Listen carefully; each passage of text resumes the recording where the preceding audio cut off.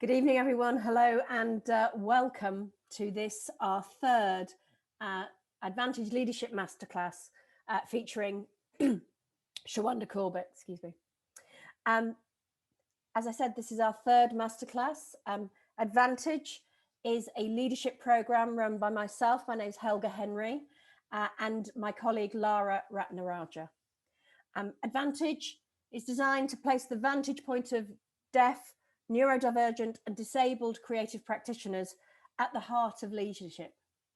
And our masterclass series is an opportunity for a series of really notable individuals to share their thoughts, their work and their insights as part of that exploration of leadership, creativity and disability.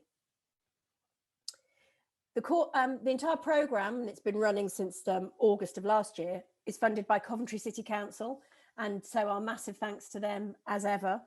And I'm really delighted that this event has been presented in partnership with New Art West Midlands.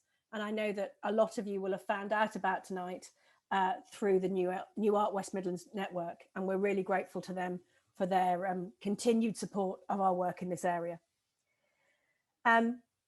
I'm not going to go into too much about Shawanda. You're going to hear from her shortly when I'm finished for about a half an hour. She'll be talking about her work. And you'll have all have read the biography in your invitation. And I have to say, at the rate at which the tickets went for this evening, that they just flew out, you'd have thought it was Lady Gaga at the inauguration. But no, it's better. It's a chance for us to really meet and find out about some incredible work and a really interesting journey. So I couldn't be more pleased that you're here. I couldn't be more pleased that I'm here with everything else that's going on. There's a couple of moments of housekeeping that I just need to do before I hand over. You'll see in the chat there's a Q&A. There's a little, your band at the bottom has a Q&A button. That's for you to pop your questions on. They'll be moderated and collated by my colleague Lara, and there will be opportunities for questions at the end, but they will be taken from the Q&A box and I will ask them, and that allows us to gather through some similar ones and get a sense of the interest in the room. So please feel free to, as the talk progresses, put those questions down so they don't pop out your head. For those of you who want to follow this using the closed caption function, we have got closed captioning today. Please just press on the button. You can either get rolling subtitles or a transcript of the whole event is available. And a big thanks to Wendy. Wendy is our captioner today, and it's brilliant to have her here. So finally, before I invite Shawanda to take my place in this part of the screen, I'd really like to thank our producer tonight, Gareth. Gareth is going to make the magic happen, has made the magic happen, and so a big thanks to him. I'm really delighted that so many of you have come to listen and share these insights, and without very much further ado, I know that we can't hear applause, but I'd like to send like applausey vibes now to Shawanda as I invite her to come and share with us her masterclass. Shawanda, thank you very much. Thank you, thank you. I hope everyone is doing all right. Let me see if I can share my screen. Is it? Okay, great. So today for this masterclass, I will be talking about my work and a little bit about my background, you know, that is connected to cyborg theory. But first I want to address what cyborg theory is. I had read this book a few years ago called The Cyborg Manifesto by Donna Haraway. And I was quite intrigued of the language that she used to describe her body, or even a collective body, and different social situations in a very science fiction reimagining to inform other people and to inform everyone of what is currently going on during her time. But it's something that I felt connected, but yet, disconnected, because it was something that I think we all have read in literature or even see in movies about science fiction, what the future is going to be like, robots and all of that. And but there is a bit of a view, if not a perspective, that is lost within that. Most of these characters are blue, green, alien, um, even other different species, but they're either, most of them are either voiced by people who aren't of color, or people who are white, um, a certain type of class, to describe of what these different species are and how they play a part in society. But there are actual people that, it's not necessarily in theory, but like in reality, live this way, have these typical body types that's only can be accepted in science fiction. And so what I wanted to bring forth is the point of view, the perspective of my type of body, being a Black woman from working and lower working class in Mississippi, and really want to share what how does these how these different theories play out in reality. What is the reality? So I bounce between reality and science fiction, and blending what is the actual reality and what isn't, and to a point where you can't quite tell if it's an actual scene or is it a memory. Another book that I really felt kind of close to is the Cyborg Handbook, and it's like a how to be different. You know what I mean? For people who just feel so crammed in everyday life, and it is just so fascinating to see how able-bodied people live. That's fascinating to me. And so today I'm going to talk about how I see able-bodied people as well, from my perspective.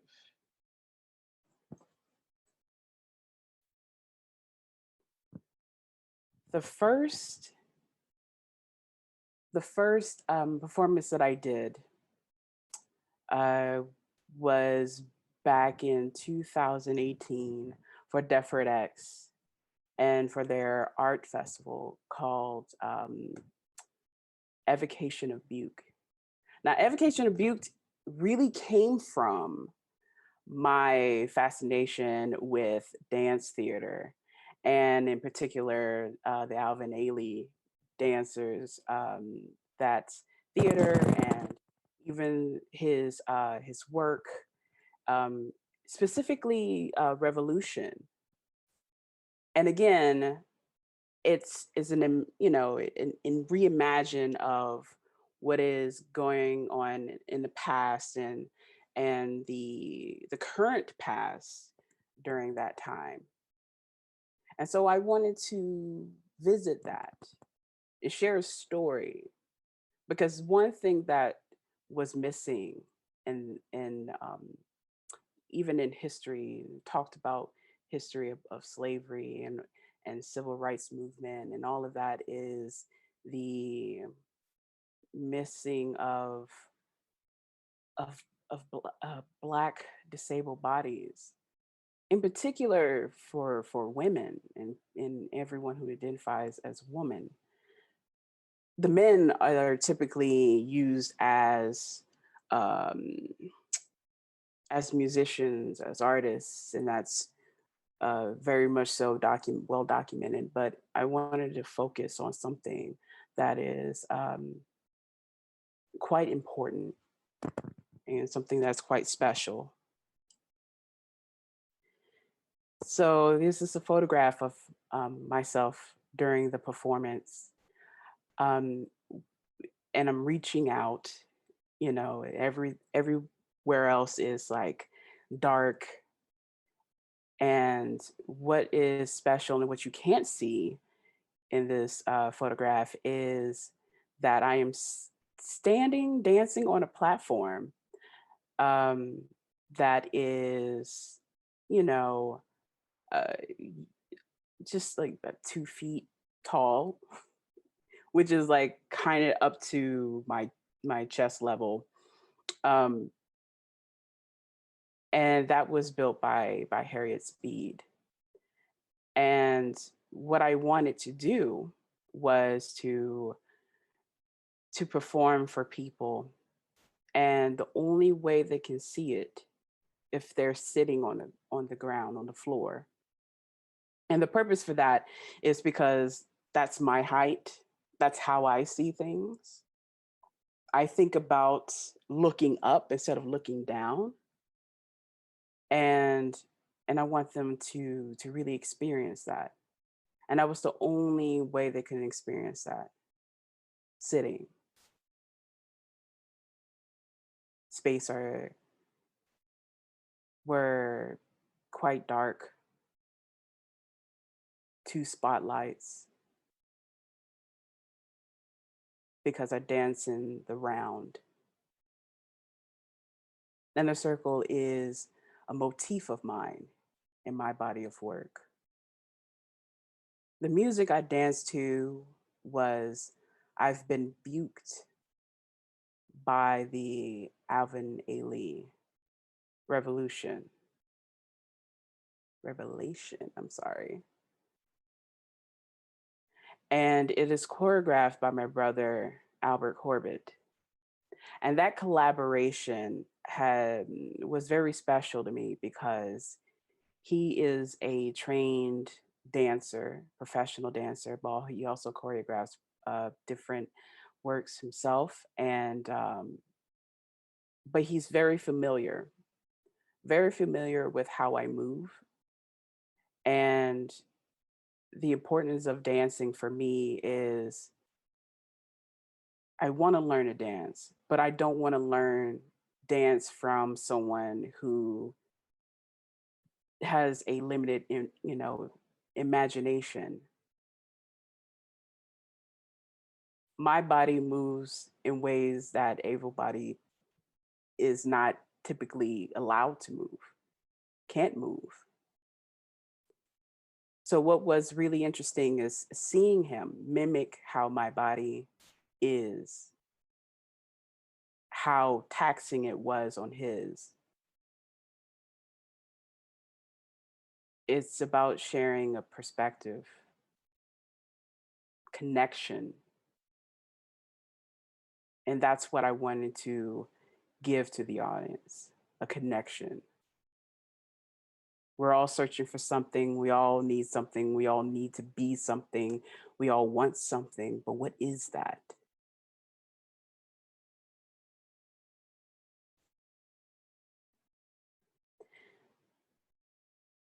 Afterwards, I started my doctorate program at the Ruskin School of Arts at Oxford University. And I wanted to really build a character, a cyborg character, a cyborg character that can do time travel, that can take different forms. And it's not just the physical body, it's the music, music is very important part of um, my body of work, had the process,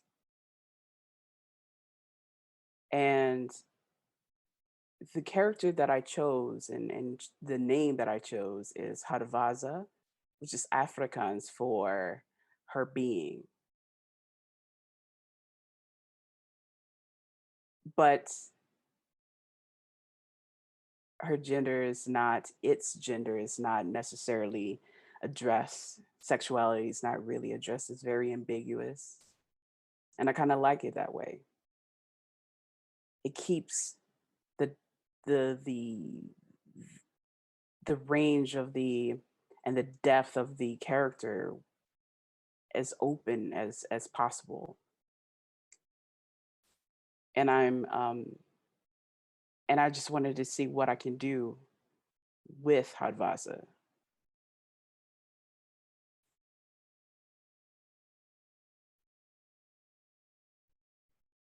Hadvasa is staring right into the lens, face covered in clay. Clay because there is such a relationship. Clay is referred in ceramics as the body. That's a pottery term, ceramic term for all my potters out there.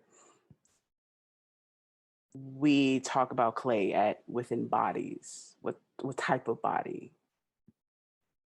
So what ceramics is really good at when you're working with it, whether it's slip casting or hand building or even wheel throwing, is that it records how you move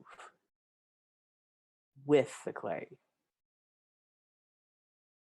And what I found putting slip on my face is that it starts out very pristine and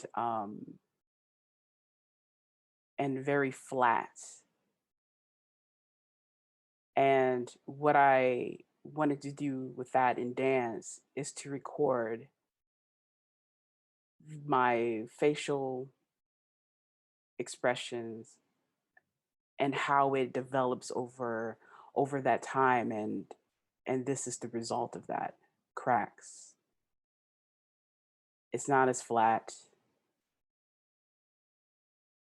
My expression is quite heightened.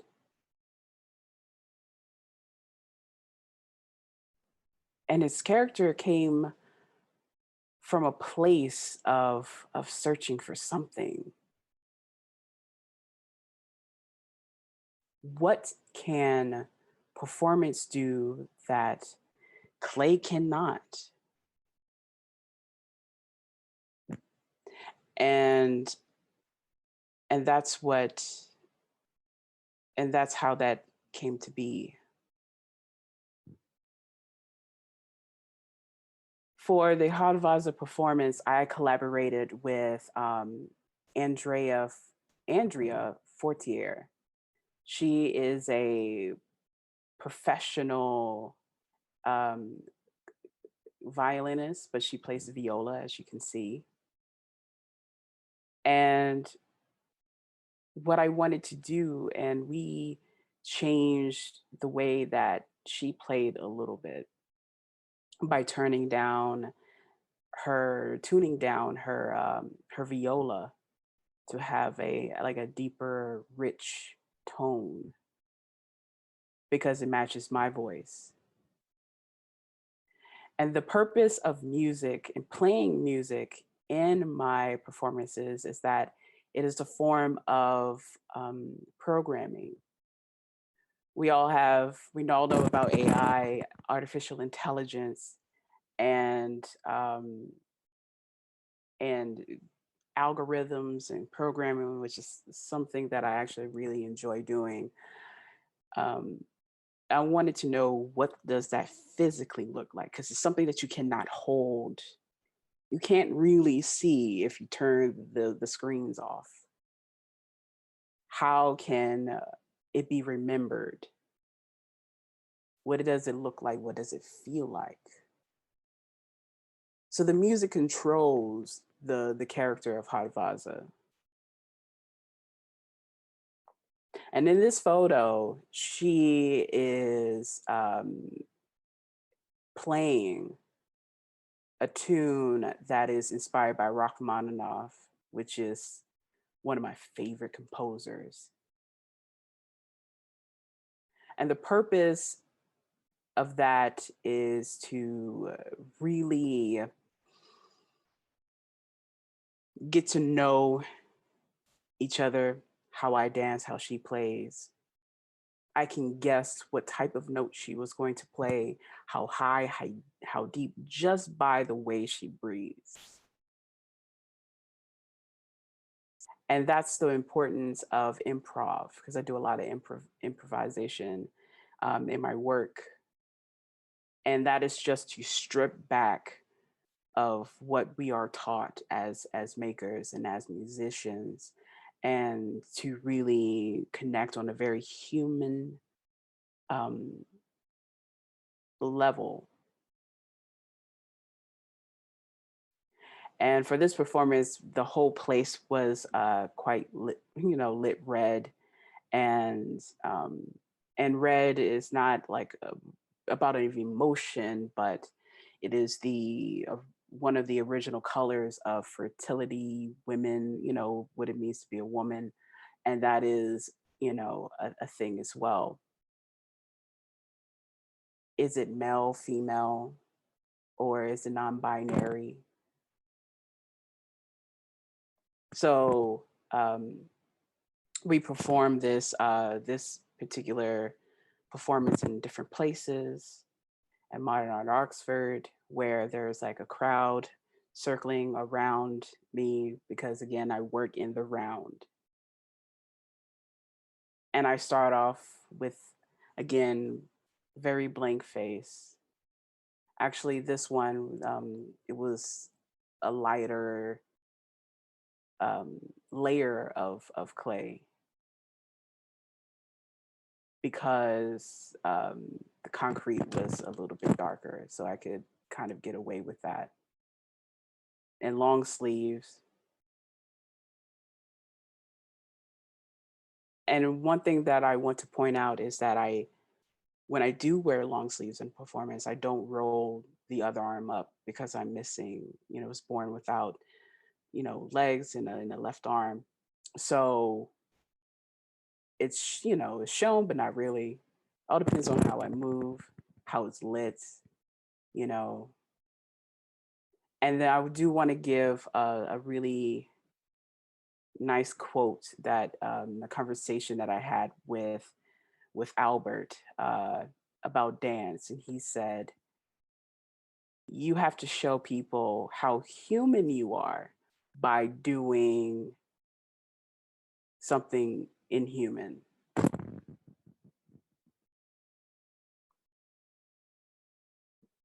So next, I moved on to another um, work performance called Blackbird in Mississippi.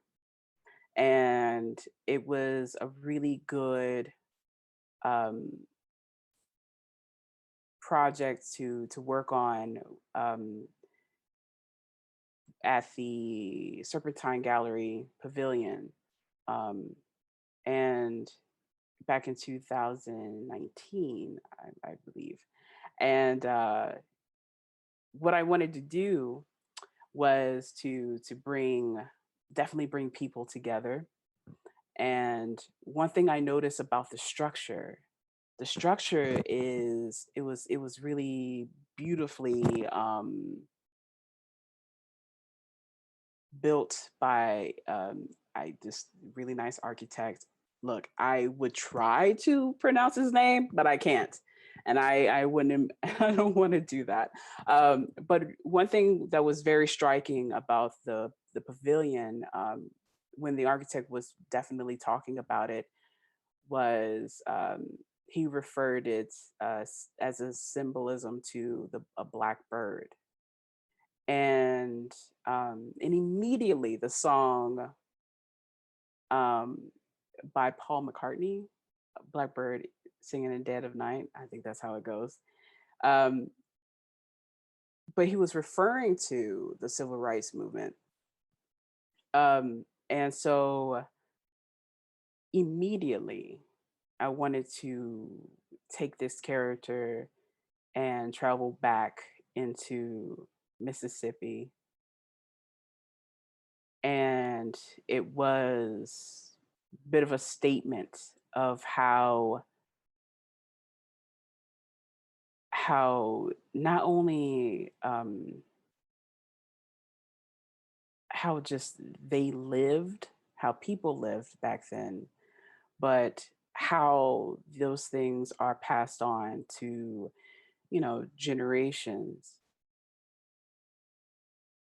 And it's also a way that I wanted to connect with people. And the only way I can find a way for this character to connect with people is to come from a very honest place, you know, again, what we are searching for. How can we connect with people? How do we feel? It's very social, political, you know, because of the body, how it's, the different identities that it identifies itself, but also how others identify it. So there's another layer to that. And was a feeling of not wanting to feel out of place, you know. And so what I wanted to do was work with a choir. And what was really great, the house gospel choir, you really got to look them up. They're amazing. And I, set up a list of music that I wanted to work on. It was by John Coltrane, Nina Simone. She was very important, and Malia Jackson. And it was all singers who have either made work in response to the South, to the time, or has at one point lived in the South or came from the South and just migrated up towards North. And it was really powerful because it was something that I was kind of missing a place that is, I guess, comfort, especially during summertime. Summertime is like important. So, I wanted to recreate that space, that feeling, the feeling of nostalgia. And so that's why it's called Blackbird in Mississippi. So in this photo, it was in mid performance towards the end, the last song by Nina Simone, played by uh, Andrea Fortier. She tuned her viola to match Nina Simone's voice, and she did it very beautifully. And she did her own rendition of Feelings, um, which was powerful. There was a live performance of that on YouTube. You should totally look at that. But one thing that she said about the viola is that it connects. It is used as like, it's like the voice of the string instruments, if I remember correctly, and it's just, it melds so well with the choir's voices. And one thing that I wanted for them to do was to sit low because I need to hear them. Because there is a thing about sitting at the ear level of the sound, above the sound and below the sound, and I typically usually sit below the sound. So people who are like really tall, I can't hear them. So I ask them constantly, can you repeat that, please? Because I can't hear you. Um, but what was so interesting about the pavilion when I visited um, was that there were dead spots, audible dead spots. And because it's slate and concrete, and that absorbs sound. So it goes up, but it doesn't come back down. And so what I wanted to do was to at least send the voices up, you know, and and I want to be able to hear them, and I also wanted everyone else to hear them. And again, sitting on the ground is important because one is something that I'm used to doing. Two, it really connects everyone. It's kind of like a homey type thing. Uh, and so that's just what I wanted. And a lot of this process starts with the space first, and then I respond to the sound, to the space with sound, music, and then I work around that. Sometimes lighting comes before the sound. It just all depends. It all depends. Who occupied the space when I was there? You know what I mean? It gives me a good, idea of how people will respond to the space. How can I change that? And in this particular photograph, I am looking up, and the I would say the energy of the space was quite intense, because as I went along into the performance, I didn't realize how much I actually missed Mississippi. So it was kind of like a love letter, I guess, to it. Um, but then again, where is Cyborg in all of this? Cyborg is the character. Cyborg is the lighting. Cyborg is also the people. And part of cyborg theory is like we have double vision. So we see a situation where we're physically situated, and we can only see it twice. And that's your reality, and kind of slightly outside of our reality. So there's a certain way I want the performance to be remembered, and it's kind of have like a long study of understanding how we remember things, so you can kind of manipulate it, kind of change it. uh Depends on how the space is set up, music, um how everyone is feeling, you know so that's really important.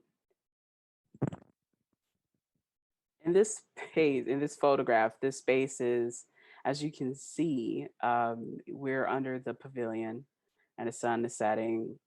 The lighting in this photo looks quite red, but it was actually orange, very intense orange.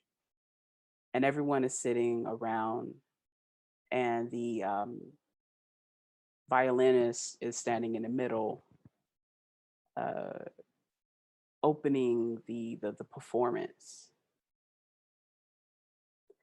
So it's important to know how we see things, how we understand, you know, how we remember things.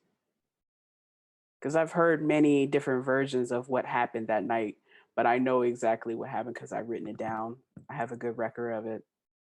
Um, so it's quite nice to hear how they recall what happened that night.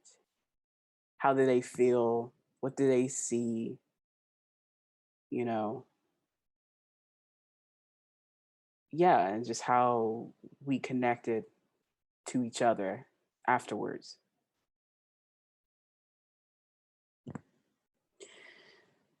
So shortly after that, I decided to, I started work, not decided, but I started working on a show for the Corvey Moore Gallery for, 2020. And one thing that I wanted to do was to bring ceramics into, just reintroduce ceramics into my work because I have a ceramics background. Um, and it's quite nice to take a break from it every once in a while because performance does help my making and making helps my performance. So it's just like, like a give or take between the two mediums. And, what I wanted to do was really focus on the people. There are people in neighborhoods that I lived in um, that would consider tropes in media, and and how they see these different types of people.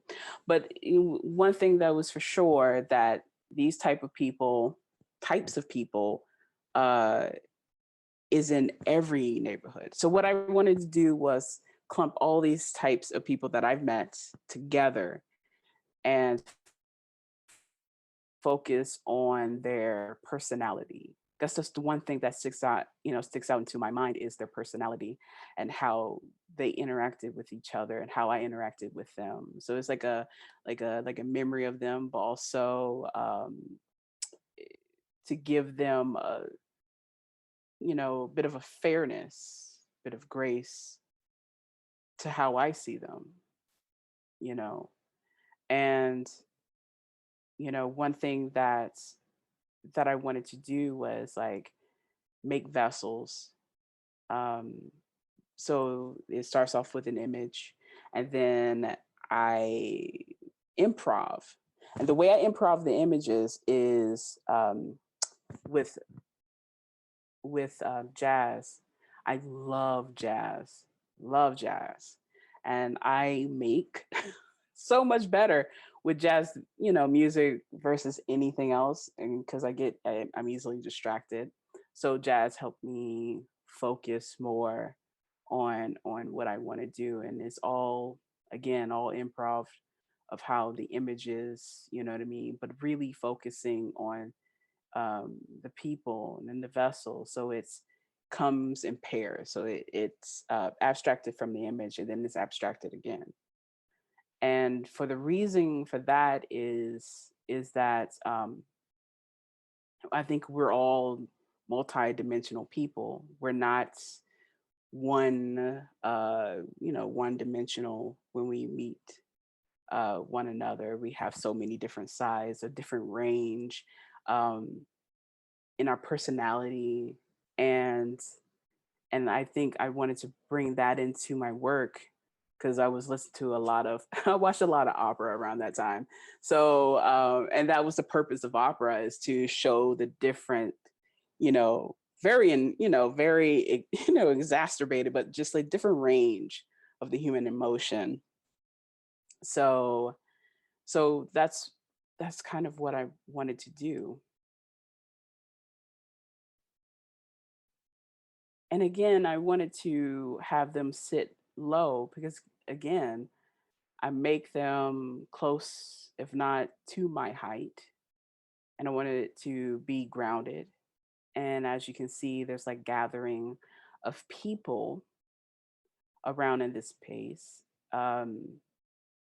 And it looks like they're all talking to each other because they're not made perfectly up and straight up and down like how you would do when you're learning in ceramics. I wanted to throw loosely and really let the clay uh, form itself, which is important to me. And the names that I chose was, it's like the catchphrases. All these different people that I've met had their own catchphrase. So I use those catchphrases, like the things that they would say um, all the time.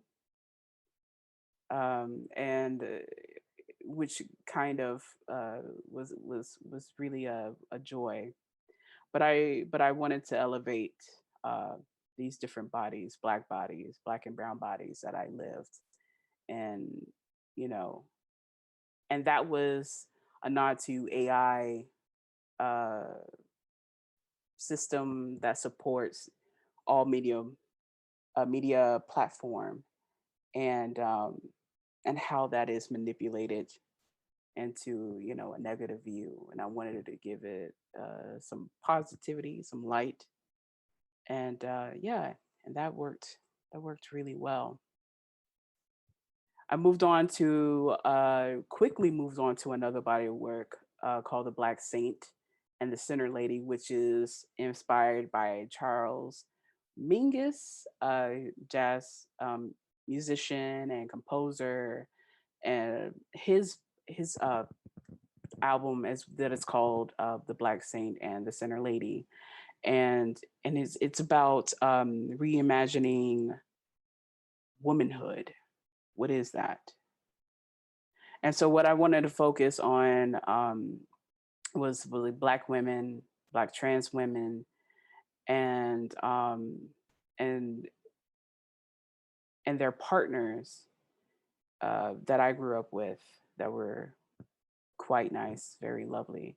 But it's more about the conversations that they talked about with one another, about what it is, womanhood, growing up, what to do in relationships, and all of that. And it's very, I was trying to capture the time that is circling about the political issues around Black women and Black trans women.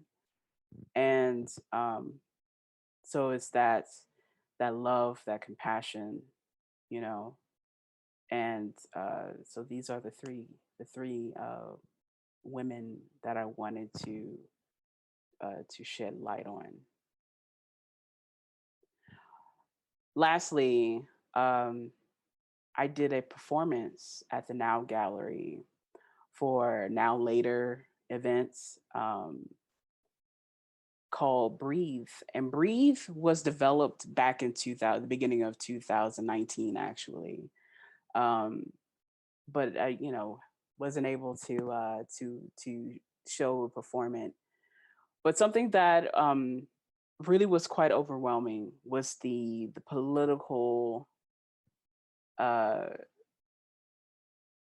just stress around Black bodies, and I wanted to connect with people about that. And it was created because out of a conversation I had with a nephew of mine, and he didn't want to do football. He want to play American football anymore because he didn't want to bulk up.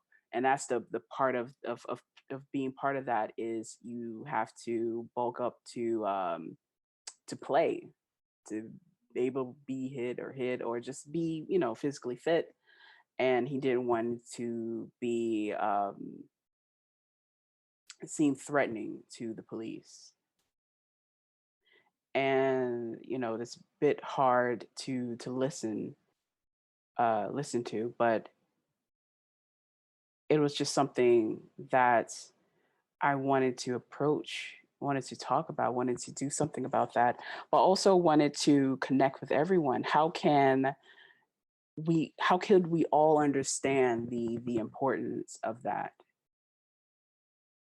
So I decided to focus on the breath, because it's something that we all need to live. Breathing, not anticipating of the pandemic happening, um, or situations in the States like the George Floyd, um, and other people who had unfortunately, have to confront that. And so it was my way of having something to say, even though I was physically absent from the different protests and things like that. and the beginning. So I broke it down into acts. So this is act one, the beginning, which is something that we, what is said about your body, what is said about everyone's body before we're all born.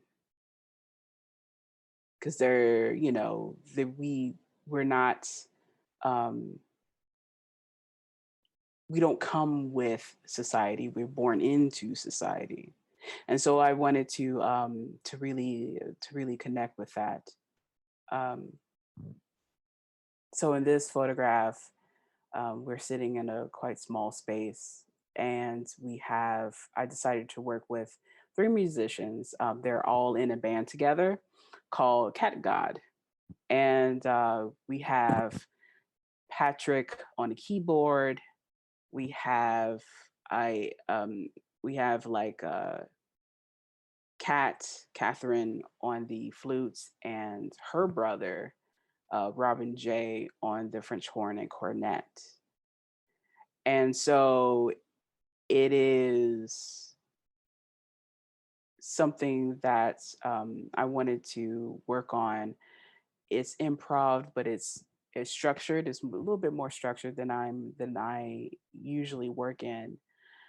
Um, and that is inspired by jazz, a jazz musician from South Africa, and he came out with work in the 70s, to talk about their time, but really connecting with musicians from the States, particularly that the time that had impacted the civil rights movement and the Black Panther movement as well. And so I just wanted to allow that to inspire and influence the musicians, and they worked very, very hard to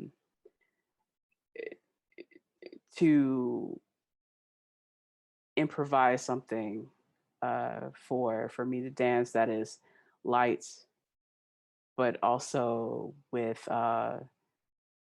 something that very connects with everyone. So this happened within the second act, actually. This is part two, which is like more hustle bustle inner city vibe, but yeah, breathe. So what I want to close with, I will close with a by saying, what is it that you want to do, why you want to do it.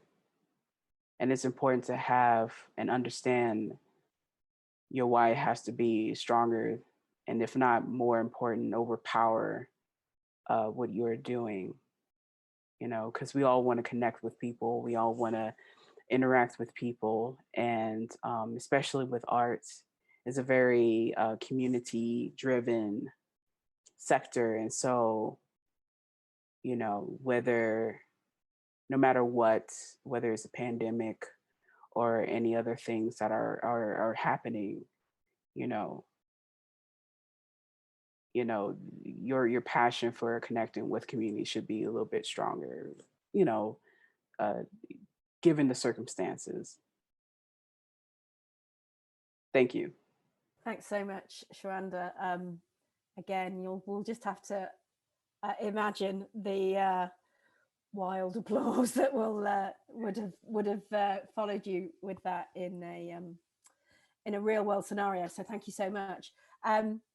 Just a reminder that there is a Q&A box, and we've got one question from Josie, which I'll follow up with in a moment. But please use the Q&A box for questions. That would be really fantastic. To get us started, there's lots of things, amazing threads and themes running through all of that work. Actually, just a slight, just a very practical thing.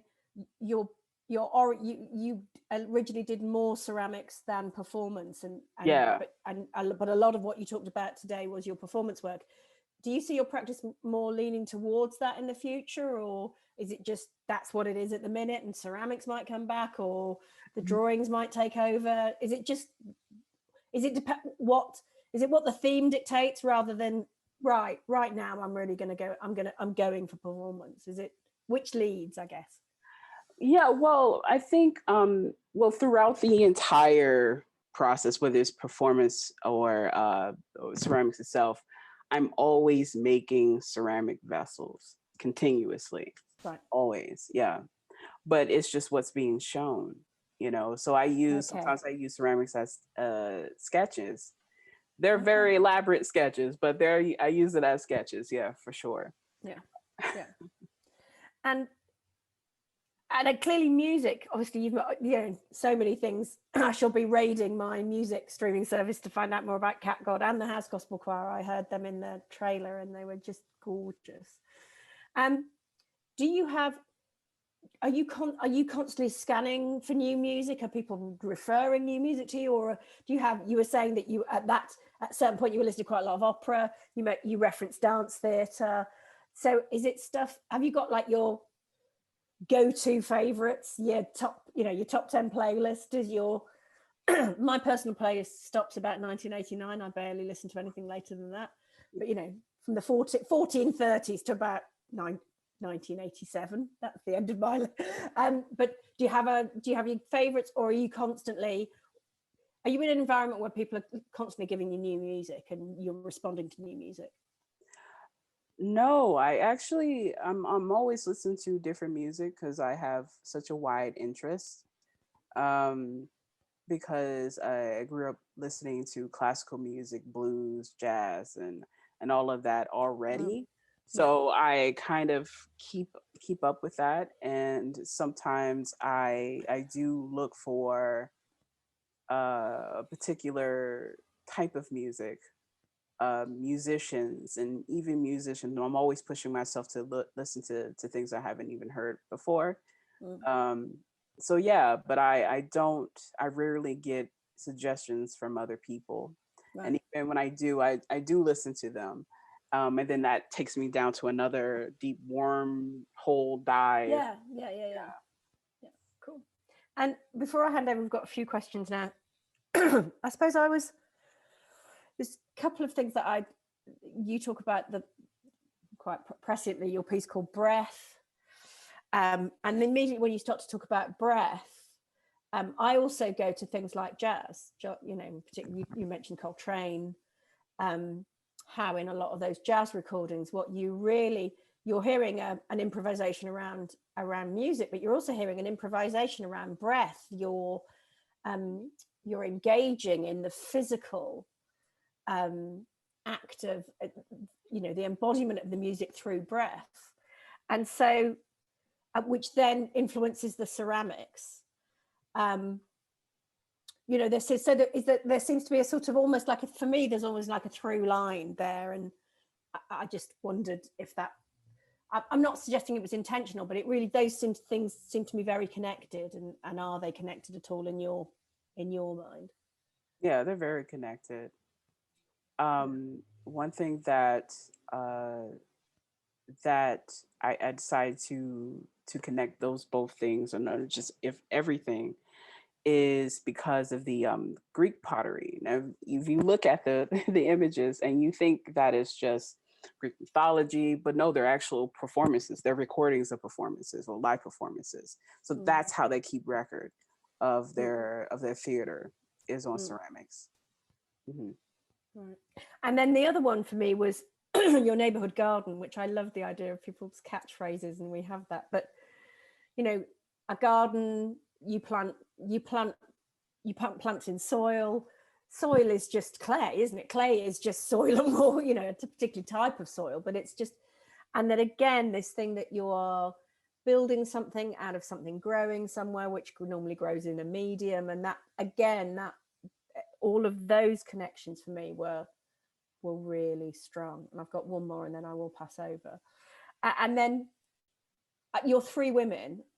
Your three women, I was really enjoying them, and then but just the way that on the screen with you here, we saw the three vessels, and then you were sitting, you were in the frame just next to it as the fourth. And I immediately thought, I thought about the Nina Simone song, Four Women. It was like, I just saw that, and it was like, Four Women. And it's like, oh, I love that song, and now I want to go away and play it. So I'm just sort of blown away. Sorry if I'm a bit, but I'm just really blown away by the sort of, once you get into seeing that perspective, seeing the world through those things, there's just a myriad of really rich and deep connections. So I don't even know that's a question. I think I'm just trying to say thank you. I don't know if there's anything you can say to that other than yeah, or no, but it was really cool. Moving to questions, and there's a load now. So from Josie, what does being a leader mean to you?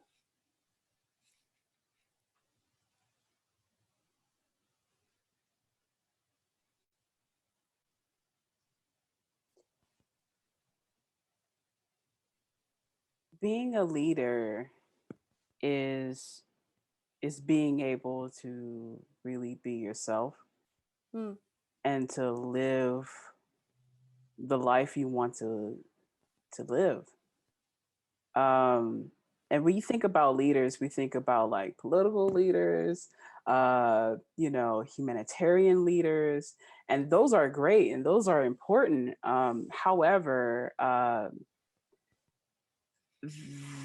it kind of forces you to live a type of life that isn't quite compatible to their natural state, which is not necessarily a bad thing, but that's just kind of comes with it sometimes. But for me, just being able to be independent, and I say this because I came from a place where that for disabled people is barely heard of growing up, so not many people with disability go to college, or even when they graduate from college, they don't typically have a job, so it's rare.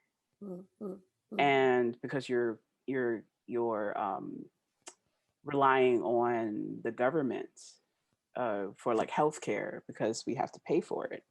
And so for me, it's just basic independent means. Like for, I think every other able-bodied person, it's a birthright, but for me, it's a privilege. Yes, not a given, by any stretch of the imagination. There's a few that are coming up about performance, and I want to sort of add in one as well.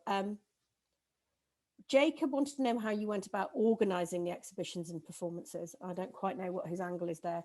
And then Sue Moraes has asked if you needed to overcome stage fright, and if yes, how did you do that?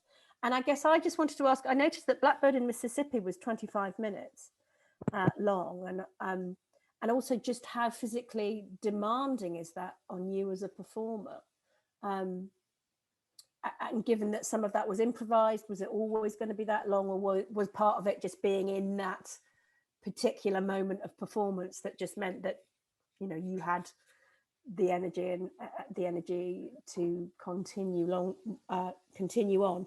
So organizing exhibitions and performances, overcoming stage fright if you had it, and a little bit about performance stamina, but only if you want to. Yeah. So how I organize exhibitions, it all depends on the space. So I do spend time be physically in the space, and beforehand. So I wasn't able to be at the Corey Mora Gallery physically, but I was there once before to look at the space, but also look at an exhibition and respond to that. And I think what a lot has to do with is is how I want people to move throughout the space, Right. without telling them. Yeah. So that's, that's just what I really wanted to focus on. Almost designing the experience rather than designing the show, as it were. Exactly. Yeah. Yeah. And for the performance, I do have stage fright. I have anxiety. I think I can't perform in front of people like that. So what I do is I do a lot of meditation. I try to ground myself before, take a breath. I don't come into a space. I'm usually already there when people are coming in. So it gives me time to adjust to the people instead of just like, boop, I'm already there. Boom. Yeah. So if I can, avoid that, I would, but I can do either way. And the last one, that was just about the stamina, because as I say, I noticed that Blackbird was 25 minutes. And the recording is 25 minutes, but the actual performance was 45. Wow. So it was different. It was different because I never danced on concrete before. It was just all concrete, and and I wanted that's to immensely taxing. It was quite taxing. I did not realize how taxing that was going to be until the rehearsal. So it is taxing. Yeah. So and too late to go, I'm reconceiving this. Maybe I'm on a big cushion, and maybe I'm just okay. Chiara's asked lots of questions, so I'm only going to ask this one, and if we've got time, I'll come back, Chiara, because we've got loads. But Chiara, Chiara asked, what are your reasons for getting into creativity? I'll just leave it at that. Oh, she also, I can add in, what is your favorite color? Because if that's an easier way in, then that's okay. Well, my favorite color is yellow. That's why I'm wearing the shirt. And I was always in creativity because my mother, she did. We grew up around. She was an artist in a way. She drew amazingly well, and so we were around it. We had books. We didn't have like children books. We had like art books and all of that. So I spend most of my time reading those books and in literature and even in art history. And it was just something that I've always wanted to do. And what really sold me was watching and listening to a Beethoven's work. And I was just like, that's what I want to do. Art, maybe music, I don't know, just somewhere. But that feeling. That feeling. Yeah. Brilliant. This is more of a comment than a question, but I would like to read it out. It's from Cheryl. Hi, my name is Cheryl. I have autism and I'm doing my MA in art education, but I'm questioning if I should carry on to do my PhD. After seeing you today, please, can I add you are inspirational? You sharing your work has helped me. I should move on. Thank you. I'm reading it as best I can, but I think she's saying that it's perhaps inspired her to take the next step. So, thank you. And now more of a question from Kate DeWright. Thank you so much for your presentation. Really wonderful. Can you please talk more about how you R&D your work? And I know you mentioned ceramics earlier, so that's very interested in the process generally. And specifically, do you start with a line of inquiry and see where it takes you, or are you very certain what you want to make from the outset? If it's the second, you'll be the first artist I've ever met that, well, people often think they know what they want, and then the line of inquiry takes them elsewhere. But what's it for you? What's it like for you? I think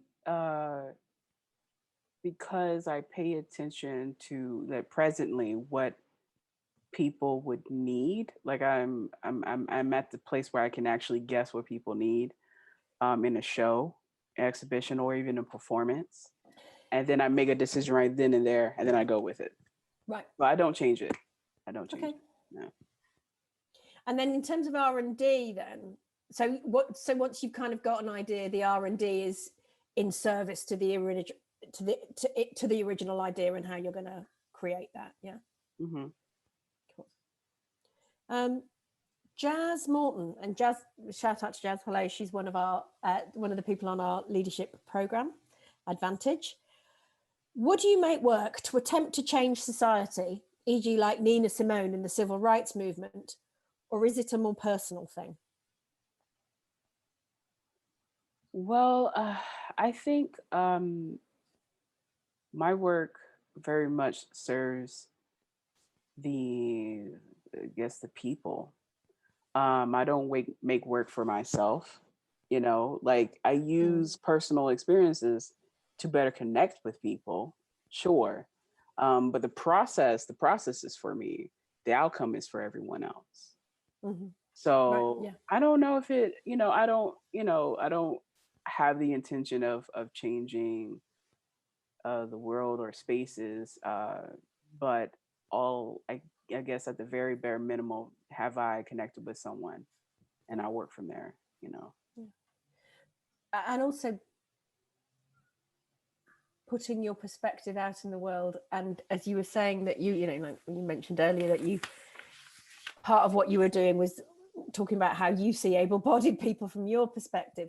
Just the very act of that being in the ether, in the world, as a discourse, as a point somewhere, the conversations we've had tonight,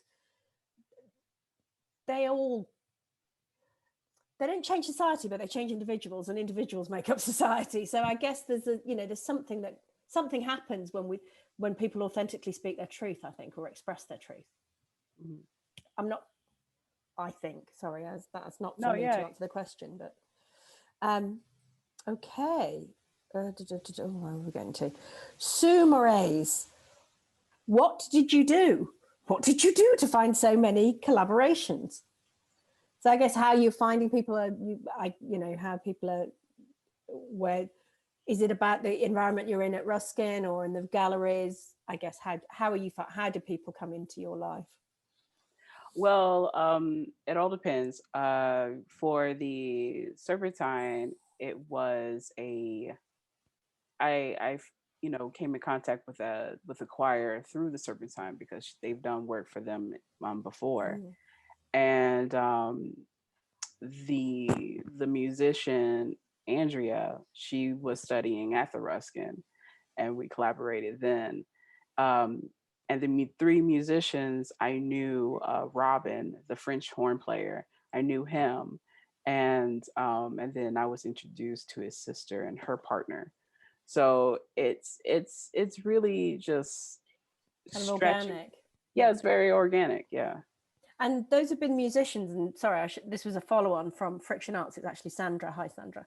And do you ever collaborate with other performers, or is it mostly your work so far has been solo work with with the sort of collaboration of live music? Obviously, you mentioned your brother being a choreographer, but I'm guessing this is more about on stage in the performance area with another performer. Yeah, I am working on something in the future that involves other dancers in this same space. So that's interesting. Yeah, so I'm definitely working up to dance with other dancers and performers as well. Mm-hmm. Mm-hmm.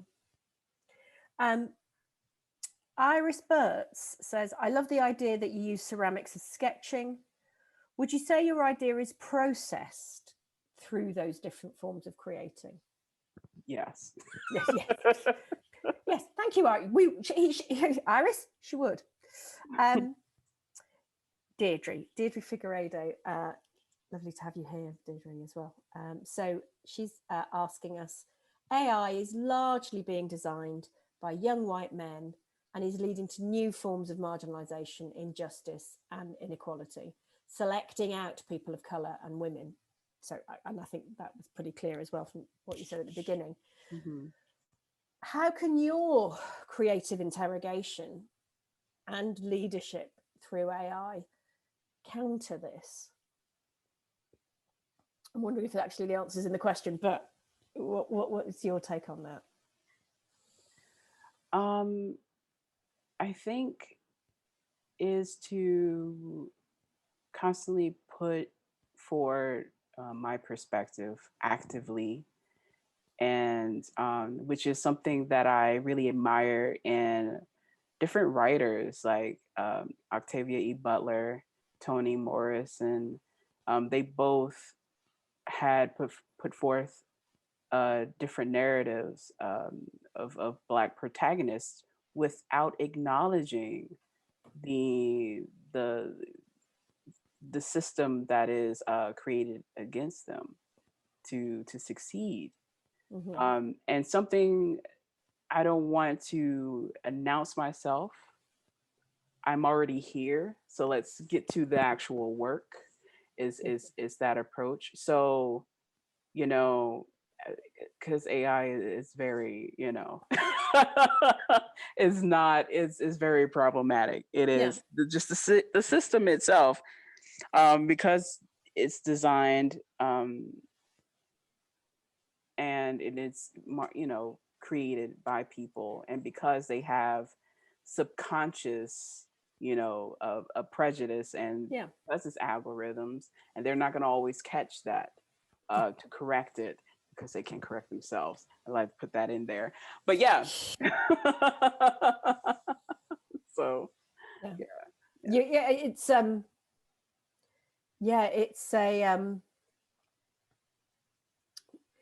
it's a kind of quite sealed universe, and you know, we are, and there are voices, there are counter voices, but it's still a pretty big monolithic thing to.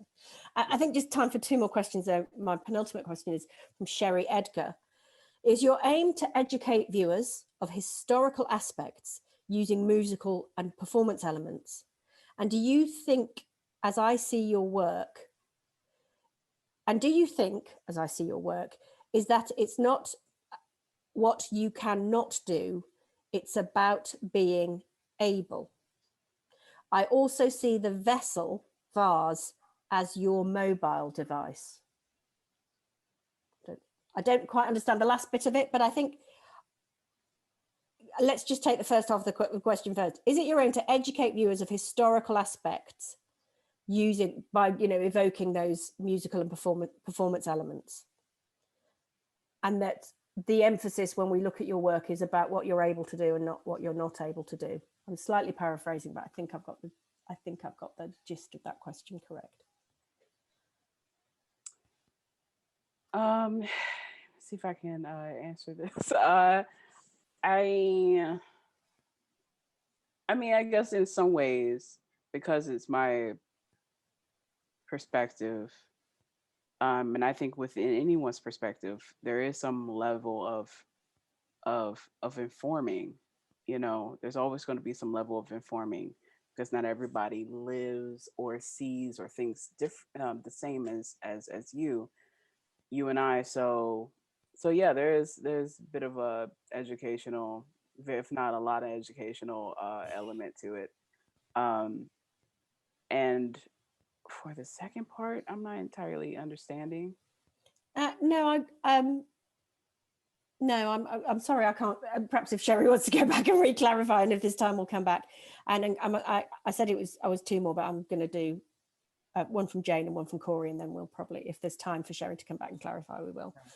Jane, hello, fabulous presentation. Just a question. What do you think people expect of you? I don't know. I never cared to ask. No, I was going to say, do you not? It strikes me, I mean, I don't know you very well, but that doesn't strike me as something that you I don't take a lot of time concerning yourself with. No, I don't concern myself with what other people are expecting of me to do. Corey, and so this might be our last one. Corey, as someone who's on a cultural leadership program, I'm from a design retail background, really learning more about the art world. Do you get inspired by other disciplines like architecture, fashion, on top of this? on top of sorry, on top of this, because I do appreciate it, but because people are on the chat, the punctuation is a bit difficult sometimes. So do you get inspired by other disciplines like art, like architecture and fashion? And then on top of this, what one discipline would you love to explore but haven't? Super inspiring, by the way, he also says. So yeah. I'm in I find inspiration in so many different fields, with whether it's like furniture making. Architecture is my favorite. I draw a lot from architecture. There's fashion, there's like makeup design and all of that things. It's everywhere. It's everywhere. Mm-hmm. Design is everywhere. Mm-hmm. And sometimes it's typeface within graphic design. That's enough. I can build a whole show just off of typeface. Right. Inspiration. So it's everything. Yeah. A discipline you'd love to explore, one that you haven't? Would love to explore glass. I love glass and wood. So I would say too, glass and wood. I have not, really explored in that, and I'm quite fascinated. Glass is hot and scary, though, isn't it? I get really. Yeah. I mean, but wait, well, when you work in ceramics, you work with hot kilns anyhow. Like whether you're in raku or wood firing kilns. Yeah, it's all them. You're burning like wood chips, you're right there, red hot. Yeah. You're right in front of it. Yeah. So I see it as a little bit less intensive. Mm-hmm. Mm-hmm. So that would be fantastic. So there's always room for more. I know I know some people have asked more than one question. I'm sorry I haven't gotten to everybody's, but I think this would be a good point to wrap up. Thank you so much, Shawanda, for sharing your work and your thoughts and being so generous with your time with the questions. Thank you, everybody who's here and who stayed to hear our conversation. I really want to. It's just been I'm just going away buzzing with ideas and downloading lots of playlists and wanting to think about lots of things. So I really want to thank you. Thank you to all for coming and joining us. Thanks again to Wendy for from Subtext Live Captioning. Been great to have her along. I hope the people who have needed it have found it useful. Thank you to all of you. Thanks to my partner in crime, Lara Ratnaraja. Somebody couldn't say her name the other week, and so in her embarrassment just decided to call her the beautiful Lara. The beautiful Lara. So thank you to the beautiful Lara, as I'm now instructed to call her on a daily basis. Thanks to Gareth, our producer. A big thanks. She's not here, but a big thanks to Val Birchall of Coventry City Council, who made the whole programme possible. Thanks to our friends at New Art West Midlands, who reached out and suggested that we talk to Shawanda, and our other collaborators, University of Warwick and Coventry Biennial. Big thanks to them too. Thank you all. Enjoy the rest of your evening. Stay warm, stay safe, and stay well. Thank you again, Shawanda, and we'll leave you with a holding slide as you leave the virtual meeting room. But thanks all for coming, and good night. Thank you. Thank you.